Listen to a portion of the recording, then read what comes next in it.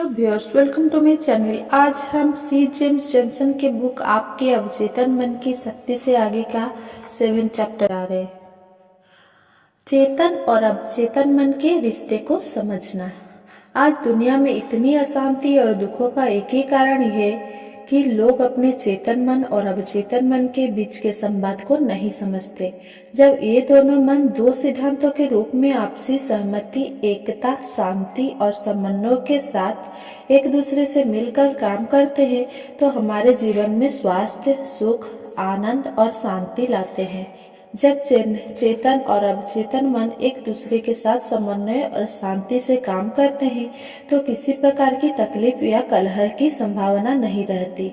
आइए अब चेतन और अवचेतन मन के बीच संवाद को गहराई से समझाने का प्रयास करें, जिसके बारे में डॉक्टर मर्फी बात कर रहे हैं और ये भी समझाने की कोशिश कर रहे हैं कि किस तरह हमारे अवचेतन मन में संग्रहित सूचनाएं हमारे व्यवहार और निर्णय को प्रभावित करती है। हम किस तरह सोचते हैं, किस तरह सृजन करते हैं और किस तरह चेतन और अवचेतन मन की सहायता से कोई निर्णय लेते हैं। इसके लिए हमारे मन में 3 स्तर होते हैं। ये है चेतन, अवचेतन और अति चेतन मन। ये 3 विभिन्न मन नहीं है, बल्कि हमारे एक मन के 3 विविध स्तर है। जब मैं 1969 में पहली बार ओमेगा के सेमिनार, जिसका उल्लेख इस पुस्तक की प्रस्तावना में किया गया है, में शामिल हुआ था तो मुझे याद है जॉन बॉयल ने श्यामपट्ट पर 3 गोले बनाए थे जो आगे दिए गए हैं। मैंने उनसे 3 मन के संवाद के बारे में जो समझा वो मैं आपके साथ साझा कर रहा हूँ। हम अवचेतन मन से शुरुआत करते हैं। अवचेतन मन का पहला काम होता है प्राप्त सूचनाओं को संग्रहित करना। यह हमारे मन का वो हिस्सा है जो संग्रह और स्मृति के लिए जिम्मेदार है।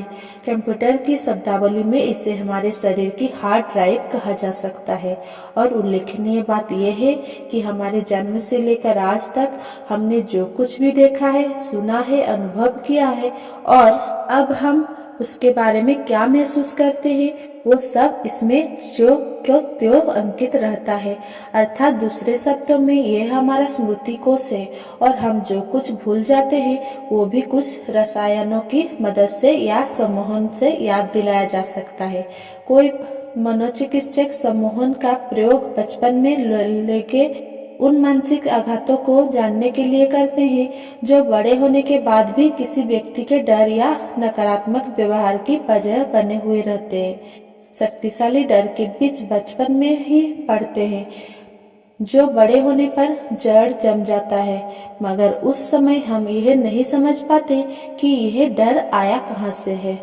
हाँ, हम यह जानते हैं कि कुछ परिस्थितियां हमें उत्तेजित करती है, आवेशित करती है और हमारा व्यवहार बदल जाता है। साथ ही हमारा नकारात्मक आदतों को नमूने हमारे अवचेतन मन में ही एकत्रित रहते हैं। अतः अवचेतन मन का मानसिक चित्र कुछ इस तरह का होगा। अब हम यह जानते हैं कि हमारे अवचेतन मन में जो सूचनाएं संग्रहित होती है, हमारा व्यवहार भी उन्हीं के आधार पर तय होता है, क्योंकि हममें से हर एक व्यक्ति के अनुभव अलग है, क्योंकि हमारे अवचेतन मन में संग्रहित सूचनाएं अलग है और इसीलिए 2 व्यक्तियों से एक जैसा व्यवहार की अपेक्षा भी नहीं की जा सकती। ऐसा अक्सर होता है कि हम किसी परिस्थिति में एक व्यक्ति को वैसा व्यवहार करते देखते हैं जो हमारे लिए अनोखा या विचित्र है। अर्थात हम यदि उस परिस्थिति में होते हैं तो हमारा व्यवहार अलग होता है। अतः हम सोचते हैं कि उनकी दिमागी हालत ठीक नहीं है या वे आपा खो बैठे हैं। हमारा व्यवहार पूर्णतः उन सूचनाओं पर आधारित होता है जिन्हें हम जीवन के विविध पड़ावों पर एकत्र करते चलते हैं और उन्हीं से हमारा प्रतिक्रियाएं निर्धारित होती है। चेतना के स्तर पर 4 आधारभूत घटनाएं होती है। पहला, हम अपने इंद्रियों से उद्दीपन ग्रहण करते हैं। दूसरा, हम तुलना या पहचान की प्रक्रिया से गुजरते हैं। तीसरा, हम पहचानी हुई वस्तु का विश्लेषण करते हैं। चौथा, हम किसी क्रिया, प्रतिक्रिया या निष्क्रियता का निर्णय लेते हैं। आइए अब हर एक कार्य को विस्तार से समझते हैं। समझने से सहायता के लिए ऊपर दिए गए चित्र की मदद ले सकते हैं। पहला, धारणा या अनुभूति। हम इंद्रियों से प्राप्त उद्दीपनों को चेतन मन में धारण करते हैं। हम देखते हैं, सुनते हैं, महसूस करते हैं, सूंघते हैं और चखते हैं। स्कूल में पढ़ाई गई 5 इंद्रियों के अलावा भी हमारे पास कुछ अन्य इंद्रिय होती हैं, जैसे अंतर्ज्ञान, स्थूलमान, संतुलन की शक्ति आदि। दूसरा, तुलना। हम धीरे धीरे अपने अवचेतन मन में जाकर पहचानने का प्रयत्न करते हैं कि हम किसकी अनुभूति कर रहे हैं। क्या वो एक कार है, हवाई जहाज है, नाव है, पंखी है, हाथी है, किसी तरह का भोजन है, कोई दोस्त है, कोई दुश्मन है, या यह कोई ऐसी वस्तु है जिसके बारे में हमारे पास कोई भी सूचना नहीं है। 3, विश्लेषण। एक बार हम सूचनाओं को पुनः प्राप्त कर लेते हैं कि हमने किसकी अनुभूति की है, फिर हम अपने आप से पूछते हैं, क्या ये अच्छी चीज है, बुरी चीज है, क्या कुछ ऐसा है जो हमें खुश रखेगा, दुखी बनाएगी, सहज असहज आदि। जैसे कि हमने पहले लिखा था, छोटे बच्चे प्राथमिक रूप से 2 स्रोतों से सीखते हैं। पहला, अपने पालकों का अनुकरण करके, चूंकि हमारे पालक हमारे लिए प्रेम का एकमात्र स्रोत होते हैं, अतः हम उन्हें प्रसन्न रखने का प्रयास करते हैं। दूसरा, उस वस्तु की ओर बढ़कर जो हमें सहज महसूस कराती है, या उस वस्तु से दूर जाकर जो हमें असहज बनाती है। चौथा, निर्णय। एक बार हम स्व विश्लेषण कर लेते हैं तो फिर हम सक्रिय होने, निष्क्रिय रहने या प्रतिक्रिया देने के लिए अपना निर्णय लेते हैं। अतः मुख्य बात यह है कि हम सारे निर्णय अपने पूर्वानुभव के आधार पर लेते हैं, भले ही वे अनुभव सच हो या ना हो। हमारी स्व अवधारणा में हमारी वे सारे विश्वास, हमारे व्यवहार और राय भी शामिल रहती है जो जन्म से आज तक हम संचित करते आए हैं। उनमें से कई आज पुराने भी होते हैं। हममें से अधिकतर लोग अपनी सूचनाओं के गुलाम बन जाते हैं। हमारे अनुभव या सूचनाएं हमारे शरीर का हार्डवेयर होता है जो हमें संचालित करता है। हममें से कई लोग नई सूचनाएं शामिल करते हैं, मगर बहुत से लोग हमेशा पुरानी सूचनाएं को जमा करके रखते हैं तो वर्तमान में उपयोगी नहीं होती। एरिक हफर, जो अमेरिकी लेखक है और एक स्वतंत्रता का राष्ट्रपति पुरस्कार जीत चुके हैं, उनके अनुसार परिवर्तन के समय में सीखने वाली धरती के बारिश बनते हैं, जबकि विद्वान लोग अपने आप को उस जगत के साथ व्यवहार करने में समर्थ पाते हैं कि अस्तित्व में ही नहीं है। हम उन लोगों को जानते हैं जो अपने जीवन में कोई रहस्य या शंका नहीं रखते। उनके जीवन में सब कुछ काला और सफेद ही होता है, अर्थात उनकी धारणाएं बड़ी ही स्पष्ट होती है और अपने विश्वास से इतर किसी राय पर जिसके कारण उनकी अपनी राय में परिवर्तन होने की संभावना हो, उस पर विचार करना नहीं चाहिए। सीखने वाले लोग जो धरती के बारिश बनते हैं, वे शिक्षा को एक सतत और जीवन भर चलने वाली प्रक्रिया के रूप में देखते हैं। वे सतत नई सूचनाओं की तलाश में रहते हैं, अपनी धारणाओं को चुनौती देकर अपने अवचेतन के संग्रह का विश्लेषण करके उसे नवीनीकृत करना चाहते हैं, ताकि किसी सूचना को अद्यतन यानी कि अपडेट करने की आवश्यकता है यह जान सके। साथ ही यह भी जानना चाहते हैं कि ऐसी कौन सी सूचना है जो पुरानी हो चुकी है और गलत निर्णय का कारक बनती है। उनका अहंकार नियंत्रण में रहता है और सही साबित होने की बजाय वे सच साबित होने का महत्व देते हैं। आइए अब देखें कि 3 विभिन्न व्यक्ति एक ही स्थिति में किस तरह भिन्न आचरण करते हैं।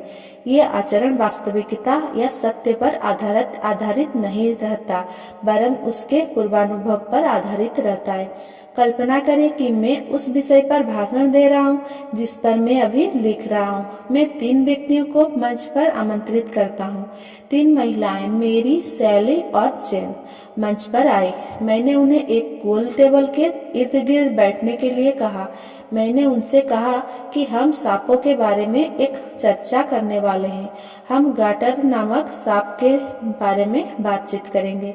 मैंने उन्हें बताया कि गाटर सांप के दांत नहीं होते, ये काटता नहीं है और ये कीड़ों को खाता है, आदमियों को नहीं। मैं कहता गया कि गाटर सांप से डरने के पीछे कोई भी तार्किक कारण नहीं है। वे तीनों ही इस बात को मान गई। अब मैंने उनसे कहा, अब जब आप मान गई हो कि सांप से डरने का कोई कारण नहीं है, तो अब मैं आपको अपने पालतू लैरी से परिचित करवाता हूँ।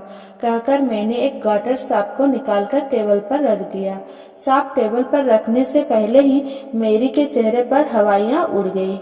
वो जोर से चीखी, मन से लगभग भागते हुए सभागार से बाहर निकल गई और फिर दिखाई ना दी। ऐसा क्यों हुआ? चलिए उन चारों बातों को फिर से जांचते हैं जिनकी चर्चा हमने अभी की थी। पहला, धारणा। मेरी ने अपने इंद्रियों द्वारा वस्तु की सूचना प्राप्त की। इस मामले में मेरी की आंखों ने उसे सूचना दी कि कोई जीवित, बेलनाकार और लंबी वस्तु टेबल पर है जो आड़ी तिरछी चाल के साथ गति करती है। दूसरा, तुलना। आंखों से प्राप्त सूचना की तुलना मेरी ने अवचेतन मन से संग्रहित श्रुति से की। वहां उसे तुरंत यह सूचना मिली कि यह वस्तु सांप है। विश्लेषण। तीसरा, विश्लेषण। जब मेरी ने उस वस्तु के बारे में यह जानना चाहा कि यह वस्तु उसे आनंद प्रदान करेगी, सहज बनाएगी या तकलीफ देगी, तो उसे यह जानने में केवल कुछ नैनो सेकंड का समय लगा और उसने अवचेतन मन में बचपन की पुरानी घटना उभर आई, जब नन्हा जिमी जेनसन सीढ़ियों पर उसके पीछे भाग रहा था और उसके हाथ में गाटर सांप था। उसने वो सांप मेरी की पीठ पर फेंक दिया। उस समय मेरी ने जीवन भर के लिए यह निर्णय ले लिया कि वो कभी भी सांप के करीब नहीं आएगी। यहाँ तक कि यदि वो कोई फिल्म देख रही है और उसमें सांप आ गया जाए तो भी वो या तो अपनी आंखें बंद कर लेगी या कमरे से बाहर चली जाएगी।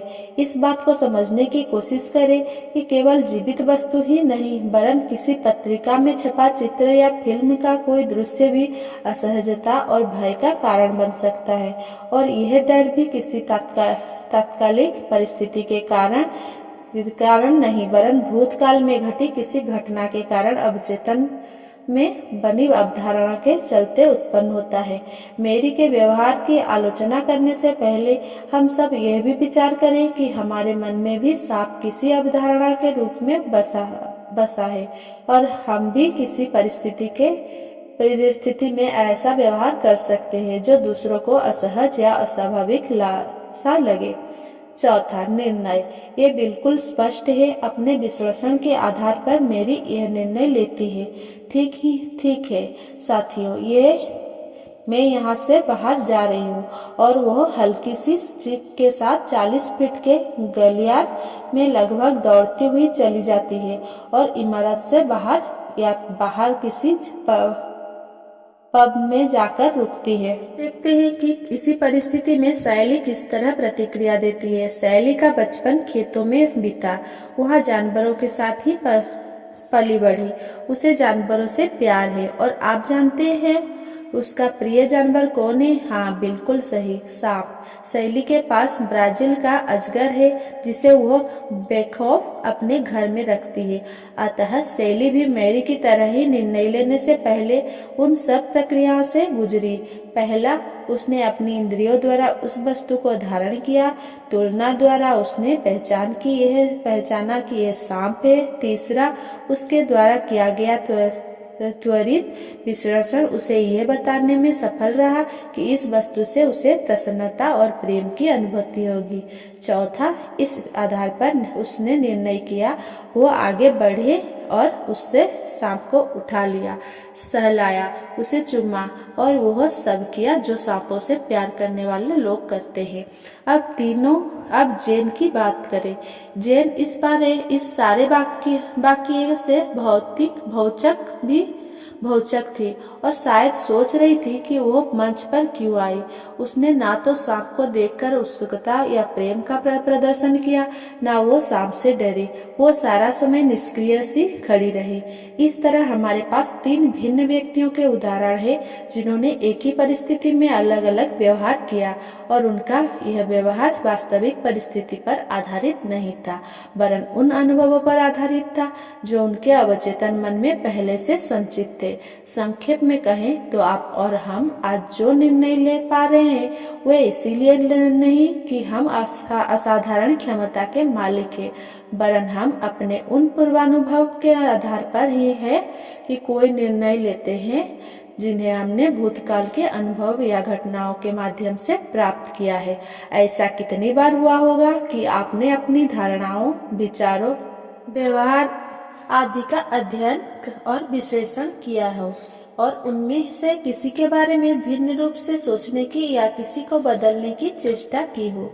दिक्कत यह है कि अधिकांश लोग ये जानते ही नहीं है कि यह बदलाव कैसे लाया जा सकता है।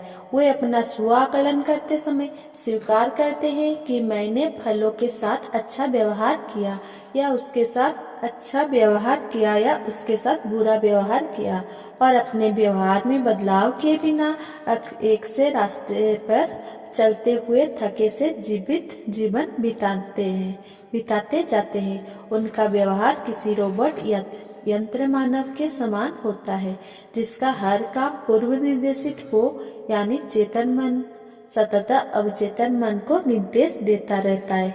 हमारा अवचेतन मन हमारे सेवक के समान आचरण करते हुए सप्ताह के 7 दिन और 24 घंटे हमारी सेवा में लगा रहता है और हमारे चेतन मन द्वारा दिए गए निर्देशों का पालन करता है। अभी हमने जो कहा उसे फिर दोहराते हैं। हमारा अवचेतन मन हमारा सेवक होता है जो दिन रात हमारी सेवा में उपस्थित रहता है। ये निरपेक्ष होता है और हमें यह नहीं बताता कि हमारा निर्णय सही है या गलत। यह केवल अपने मालिक अर्थात चेतन मन द्वारा दिए गए निर्देशों का पालन करता रहता है। अध्याय 1 में जहाज के कप्तान और उसके चालक दल का उदाहरण याद करें। यदि अवचेतन मन का सही तरह उपयोग किया जाए तो यह किसी भी तरह के सकारात्मक परिवर्तन को लाने का सबसे बढ़िया उपकरण है। हमें स्व संवाद की ताकत को समझकर हम अवचेतन मन से क्या निवेदन कर रहे हैं इसका ध्यान रखना होगा। इसे कैसे करना है ये पुस्तक आपको बताएगी। अति चेतन मन की बात करने से पहले हमने अब तक जो कहा उसे सारांशित करते हैं। हमारे आज के निर्णय हमारे भूतकाल के अनुभवों और सूचनाओं पर निर्भर करते हैं। हम आपको यह बताएंगे कि आप अवचेतन मन में संचित जिन सूचनाओं को बदलना चाहते हैं उन्हें कैसे बदला जा सकता है। हमें यह समझना होगा कि हम कुछ भी बातों को व्यक्तिपरक ढंग से ही देखने के लिए अनुकूलित किया जाता है और हमारे पूर्वाग्रह यहीं से आते हैं। एक बार जब हमें ये उपकरण मिल जाए जिसके द्वारा हम अपने जीवन में सकारात्मक परिवर्तन ला सकते हैं और उनका उपयोग कैसे किया जाए यह भी हमें पता लग जाए, तो हमें अपने अवचेतन मन का परीक्षण करने और उनसे किस तरह की सूचनाएं संग्रह हेतु देनी है और कौन सी अनुपयोगी सूचनाएं इनमें से हटानी है इसे जानने का एक सुअवसर हमें मिलता है। यहाँ एक महत्वपूर्ण बात समझानी होगी और वह ये है कि जब हम किसी ऐसी सूचना को धारण करते हैं और पहचानते हैं जो किसी नकारात्मक आदत को दिखाती है तो इसका प्रभाव हमारे विश्लेषक पर पड़ता है और हम उस स्थिति में उसी तरह प्रतिक्रिया देते हैं जिसके लिए हमें अनुकूलित किया जाता है। ऐसा समय हम पूरी तरह आतंकित व्यवहार करते हैं। एक बार जब हम अपने भीतर की नकारात्मक आदतों के नमूने को पहचान लेते हैं तो हम अपने अवचेतन मन में नई सूचनाएं संग्रहित कर सकते हैं जो हमें इच्छित प्रतिक्रिया की प्राप्ति में मदद करे। यह हमें उस नकारात्मक आदतों के बंधन से भी मुक्त करता है। मन की तीसरी अवस्था अति चेतन मन है, जिसे सुप्रकांक्षक कहते हैं, जिसका अर्थ है चेतना के परे। इसे ध्यान रखिए कि डॉक्टर मर्फी अति चेतन मन का संदर्भ नहीं देते। इस क्षेत्र में अधिकांश काम 1963 के बाद हुआ है, जब मर्फी अपने पुस्तक लिख चुके थे। अति चेतन मन अपने जीवन में बड़ा महत्वपूर्ण स्थान रखता है, अतः रचनात्मक रूप से समस्या समाधान की इस चर्चा में उसका उल्लेख करना बहुत जरूरी हो जाता है।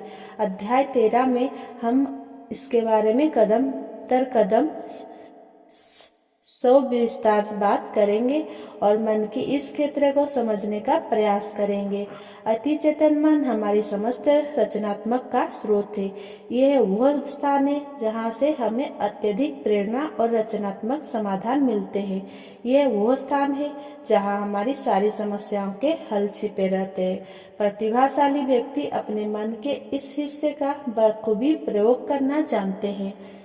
जब हम सकारात्मक ढंग से अभिप्रेरित होते हैं तो अति चेतन मन हमारी प्रेरणा और मुक्त ऊर्जा का अप्रतिम स्रोत बनकर काम करता है। अगले अध्याय में हम इसके बारे में विस्तृत चर्चा करेंगे। सारांशित करें, हमारे मन के 3 हिस्से चेतन, अवचेतन और अति चेतन होते हैं, जो सतत आपस में संवाद करते रहते हैं। मगर जब हम इनके बारे में संपूर्ण जानकारी नहीं रखते और ये आपस में संवाद किस तरह करते हैं यह नहीं जान पाते, तब तक हमारा जीवन उसी बंधे बंधाए डर पर चलता रहता है, जिसमें हम कुछ क्षेत्र में अच्छा प्रदर्शन करते हैं, कुछ क्षेत्र में खराब प्रदर्शन करते हैं और इस तरह हमारा जीवन कहीं अन्यत्र से नियंत्रित होता रहता है और हम एक जैसी गलतियां लगातार दोहराते जाते हैं। मगर इस पुस्तक का यह वादा है कि एक बार आपने यदि 3 मनों के आपसी रिश्ते और संवाद की प्रक्रिया को समझ लिया, साथ ही अपने पुराने विचार और अनुपयोगी धारणाओं को दूर करने तथा अपने लक्ष्य को प्राप्त करने के लिए आवश्यक विचारों को इस संवाद में शामिल करने के लिए दिए गए उपकरणों और तरीकों के प्रयोग को भी समझ लिया, तो यह तय है कि आप अपने जीवन का नियंत्रण स्वयं कर सकेंगे और इसे अपनी इच्छानुसार दिशा दे सकेंगे। आपको किस असहाय की तरह जीवन बिताने की आवश्यकता नहीं है। हम अपने चेतन मन में उपस्थित धारणाओं के द्वारा अपने दूसरों के बारे में और दुनिया के बारे में अपनी वास्तविकता का, अपनी राय का निर्माण करते हैं। हम अवचेतन की दया पर निर्भर कर नहीं है, ना ही किसी रहस्यमयी बल के अधीन है।